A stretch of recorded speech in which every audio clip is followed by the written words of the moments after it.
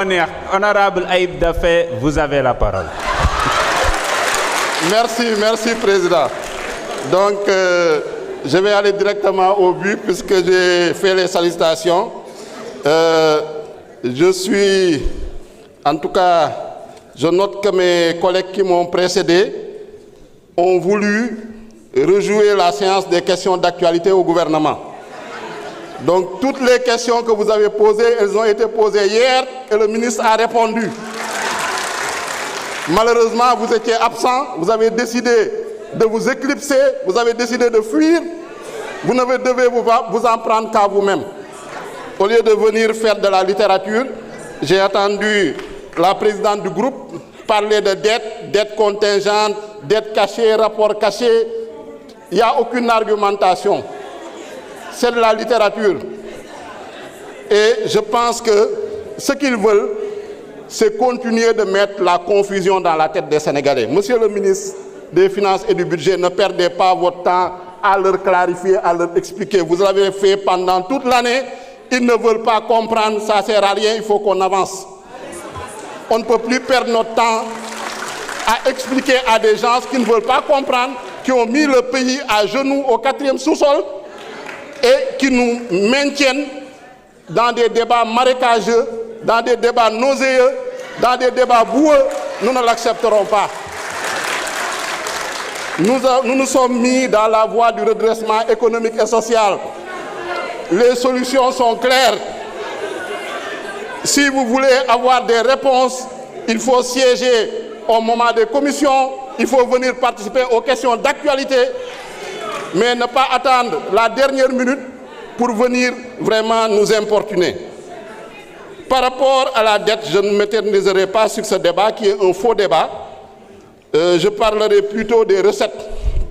Et Monsieur le ministre des Finances, vous félicitez pour l'augmentation des recettes, 6 188 milliards, avec une hausse de 1174 milliards. Donc recettes yi ren toll na ci juróomi junni milliards yokku na normalement année 2026 bii di ñëw projet de loi bii ñuy voté dina yokk ci lu toll ci junni ak téeméer ak juróom-ñaar fukk ak ñeent milliards. yaakaar naa ni sénégalais yi loolu nañu war a jar a xam suñu nee recette nag am na ay recettes fiscales gis nañ ni yéen a ngi góorgóorlu ci recettes fiscales yi. wax nañ ko également la question du taux de pression fiscale wax ngeen 23,4%. il faut bëgg nañ tamit monsieur le ministre nga leeral lan mooy taux de pression fiscale parce que souvent les confusionnistes dañuy bëgg a jaawale pression fiscale ak harcèlement fiscal. C'est deux notions différentes. Recettes non fiscales yi wax na ngeen ci les produits financiers, les recettes exceptionnelles, les ressources externes également ak les comptes spéciaux du trésor. Donc je pense que sur ce plan-là, ku xool le document ba nga xam ne moom nañu annexé au projet de loi de finances 2026 mooy le document voies et moyens, je pense que leeral na tey gouvernement bi stratégie de mobilisation des recettes ba nga xam ne moom la bëgg a déployer.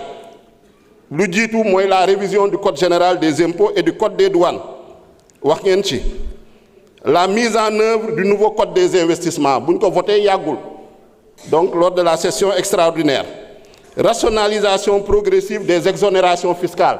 Loolu tamit ñoo ngi leen di ci sant di leen ci encourager ngeen gën ci góorgóorlu tout ce qui était cadeaux fiscaux nga xam ne régime bu fi nekkoon da ko doon octroyer généreusement en violant le code général des impôts gis ngeen ni loolu yéen ngi ciy góorgóorlu. Élargissement tamit de l'assiette fiscale ak la poursuite de la modernisation douanière via le programme PROMAT.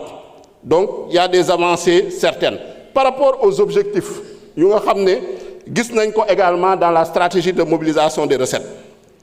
Un des principaux objectifs mu nga xam ne moom ngeen fixé au plan de redressement économique et social mu nga xam ne en tout cas identifier na les solutions parce que le problème je pense qu'on a ñoo ngi ci maintenant on est aux solutions et trouver les moyens de financer ces solutions loolu moo ñu fi indi tey moo indi pour ñu saytu le budget le projet de loi de finances.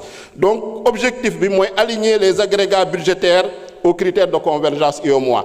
gis ngeen ni pour cette année 2026 on va aller vers 5% par rapport au déficit dinañ jege les déficits de 3% bi nga xam ne moom la ñuy wut.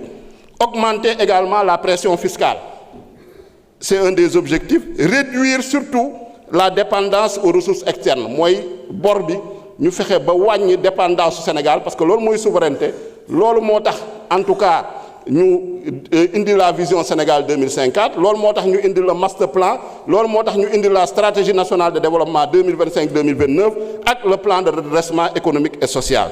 Donc ça c'est les principaux objectifs.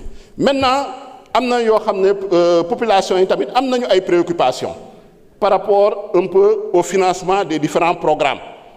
Notamment mun naa jël le cas du programme spécial de désenclavement ñu bëri sama collègue yu bëri ñëwaat nañ ci bëgg nañu ngeen gën a leeral Sénégalais yi parce que man mii sax dañ may interpeller en tant que député du département de Sédhiou par rapport à la boucle du Boudjé nga xam ne programme spécial de désenclavement moo ko war a financer fan ngeen toll ci programme spécial de désenclavement boobu ak kañ ngeen yaakaar ni en tout cas chantier yi nga xam ne moo nekk ci programme spécial de désenclavement yooyu di ngeen ko mën a relancer gis nañ ni am na lu ngeen ci jël en charge dans le cadre du projet de loi de finances de 2026 mais am na loo xam ne ba léegi des na donc bëgg nañu ngeen leeral Sénégalais yi vraiment par rapport ak la situation du programme spécial de désenclavement parce que lu ñu ci jotoon xam nañ ni y a eu des surfacturations xam nañ ni y a eu en tout cas de la délinquance financière par rapport ak la structuration de ces programmes-là mais du teewul am na projet yu nga xam ne axes yu ñu fa identifier effectivement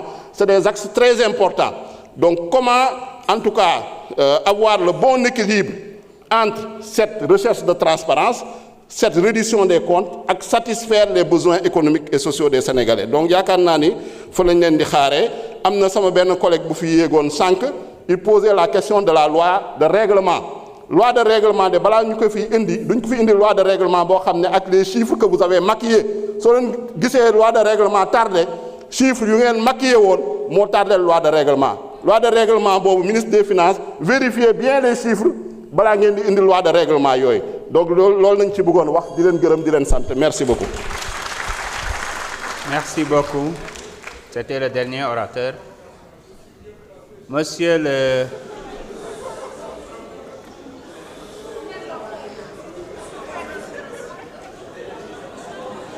le ministre des Finances et du Budget, vous avez la parole. Vous avez 30 minutes pour répondre aux questions. Et votre collègue de l'économie aura 15 minutes. Monsieur le Président. Excusez-moi, c'est à propos de quoi, madame? Oui, c'est une question, Monsieur le Président. On aimerait comprendre pourquoi notre collègue Aïb Daffé, Abdoulaye Tall et Diko ont eu 2 minutes de temps supplémentaire par rapport à toi. Vous vous êtes trompé.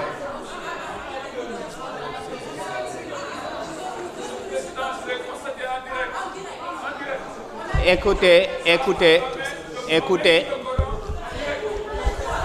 Je vous explique. Je vais vous expliquer. Non, c'est très simple. Vous avez posé une question, laissez-moi répondre. Vous avez peut-être choisi 3 députés, mais ça s'est passé au moins pour plus d'une vingtaine de députés. Écoutez-moi, il y a un problème technique. C'est ce qui fait que c'est au niveau même de la régie qu'ils sont en train d'administrer cela. Parfois, ça amène 3 minutes et ils complètent par 2 minutes. Et ça s'est passé au moins plus d'une vingtaine de fois. Peut-être vous avez choisi de remarquer pour votre collègue. De toute façon, la liste des orateurs étant close, Monsieur le ministre, vous avez la parole. Merci beaucoup. Merci beaucoup, Monsieur le Président.